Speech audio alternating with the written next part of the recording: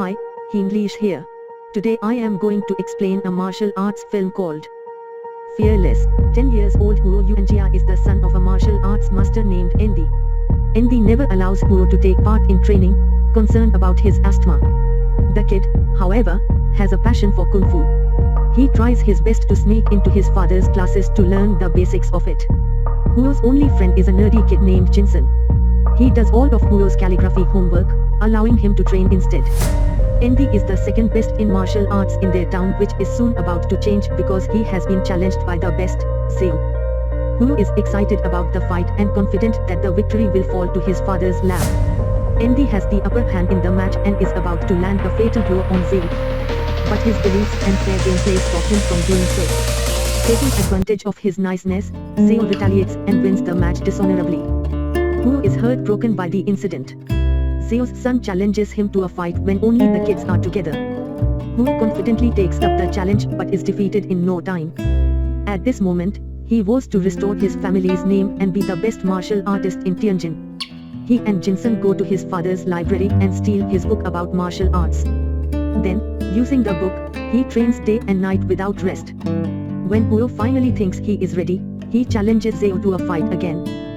Zhao accepts the challenge confidently but is instantly proven weak against a trained Huo. Several years later, Huo has grown up to become even better in martial arts.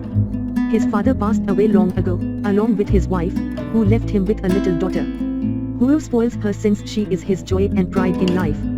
After his last fight with Zhao, Huo has remained undefeated. He has fought several opponents, but none of them were good enough to give him a hard time. Huo has also gathered a lot of fans and followers over the years. But along the way, he has developed pride and is starting to forget his father's principles. He drinks and parties all the time and lets his disciples focus on having fun more than practicing. Some days he drinks so much that he forgets to return home to his daughter. He has spent all of his family's money and has gone into debt but has no care in the world. One evening, he goes to his best friend Jinsen, who is now a wealthy businessman and the owner of a famous restaurant. As usual, Huo drinks till midnight and treats his followers to unlimited food. Jinsen's assistant reminds him that Huo has not paid his bills for over a year, which has been piling up. Later that night, Jinsen tries putting some sense into Huo. Jinsen knows that Huo's disciples only like him because he treats them to free food and drinks. He wants Huo to stay careful of his spending habits, but Huo thinks Jinsen is just being stingy. The following day, he bumps into his biggest rival, Qin. He is the only man who hasn't fought with Huo yet. Since he has also defeated every opponent, Qin is considered the best in martial arts by many. They get into a slight altercation which hurts Huo's pride. He takes his anger out on his disciples, beating them up while they train. At night, one of his followers has to be brought to him in a stretcher. It turns out that Qin beat him up for some reason. Huo assumes that he did it out of spite and is filled with anger. In Jinsen's restaurant, Qin and his family are celebrating his birthday. Suddenly, Huo barges in with his people and starts drinking at a nearby table. Qin asks him to keep their rivalry aside for the night because he doesn't want to fight. But Huo is in no mood to back down. Jinsen also tries to stop him but is, in turn, insulted. In a fit of rage, he breaks up their lifelong friendship. Now even angrier, Huo challenges Qin to a fight and asks him to kneel down if he doesn't want to accept. Everyone gets out of the restaurant for their safety, leaving the fighters alone. They get into an intense battle, both matching in skill and strength. But when anger takes over Huo, he doesn't play fair. He beats Qin up till he is exhausted and lands a life-threatening punch on his chest. It causes him to die instantly. Huo returns home in the morning to see his mother's dead body on her bed.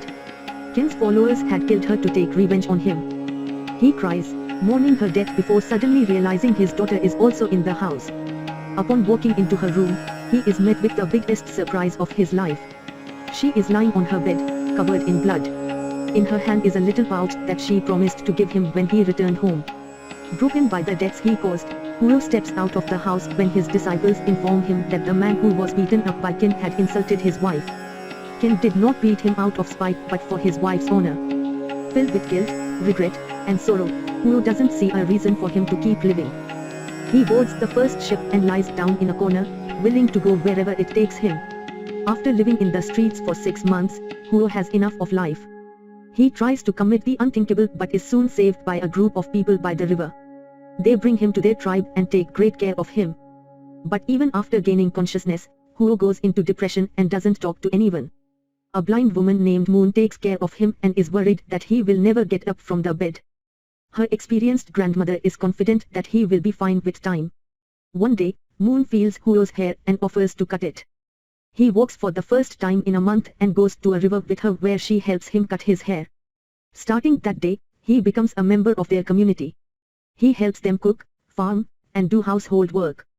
As a year passes, Moon and Huo start falling for each other. Then, one day, a kid from their tribe is found stealing a cow from a neighboring community. The grandmother and Moon beg for forgiveness from the rival leader. But according to their tradition, someone who makes a mistake should be beaten till an incense burns out. Huo speaks up for the tribe and offers to take the beating in the kid's place. For adults, the punishment is a bit different, which means Huo will have to fight against the leader. Although Huo can finish him in no time, he doesn't want to use his knowledge to hurt anyone anymore. Initially, he doesn't even defend himself, but after a little motivation from the grandmother, he starts to dodge the attacks. The incense burns off, but the leader is not able to land a single blow on him.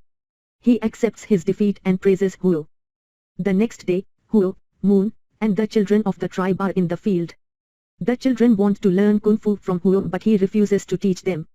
He knows what great power does to people and wants the peaceful village to remain the same. The children also innocently mention that Huo and Moon are the closest to each other, but the adults ignore the comment. One day, Moon goes to see her parents' grave. This reminds Huo of his parents and daughter who he abandoned after her death.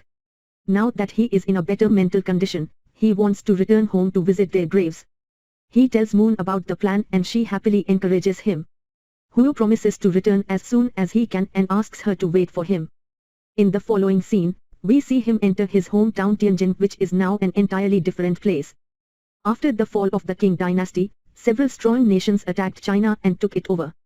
Tianjin became partially colonized, which caused several foreign residents to reside in the city and influence their culture. Huo goes to his childhood house, which is now an old shabby place. The family servant Lai Fu welcomes him in. He has tried his best to keep things as they were, but after Huo's departure, a bunch of creditors flipped the entire house to look for money. Huo goes to his family's grave and apologizes to his father. He finally understands why he didn't land the punch years ago when he could have won the title of the best player. After that, he goes to apologize to Ki's family and bows down in front of his shrine. As he wanders around the city, he sees that a wrestler named Hercules O'Brien is challenging Chinese people in a fight. He has remained undefeated in every fight and is confident of his next victory.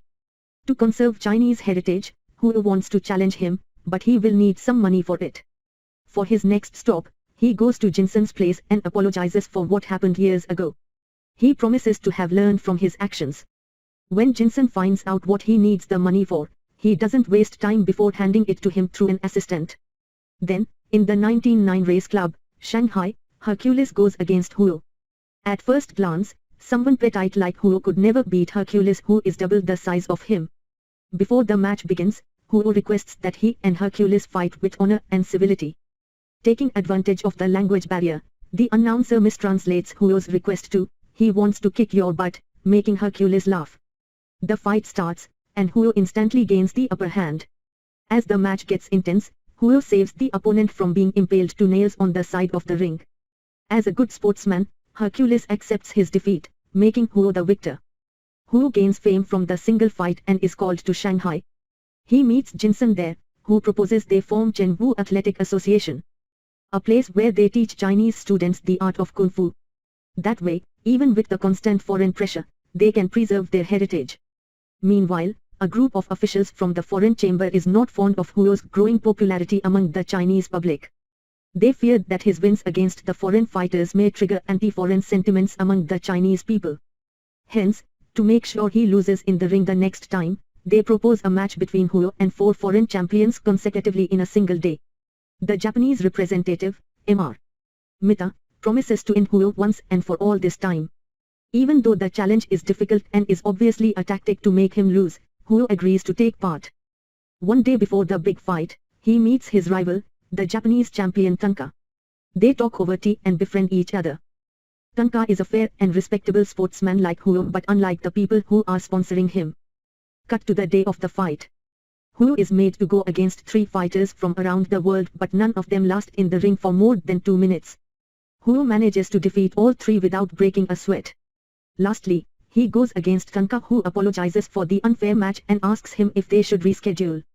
Huo says it's fine and the first round starts. They fight using weapons of their choice. Huo uses a sanjigan and Tanka uses a katana.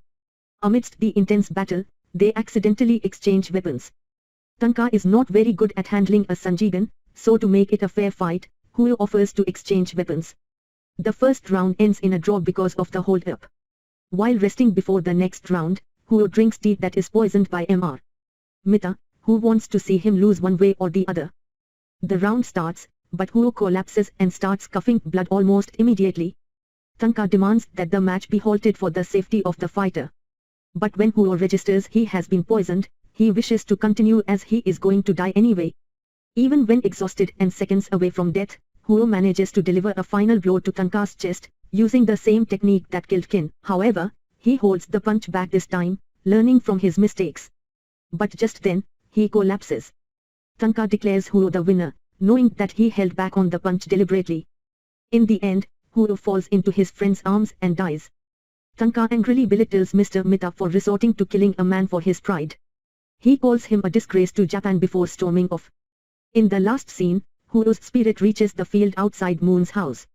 She runs to him, sensing his presence even though she is blind. Subscribe for more videos like this, turn on the notification, and leave a like to help the channel out.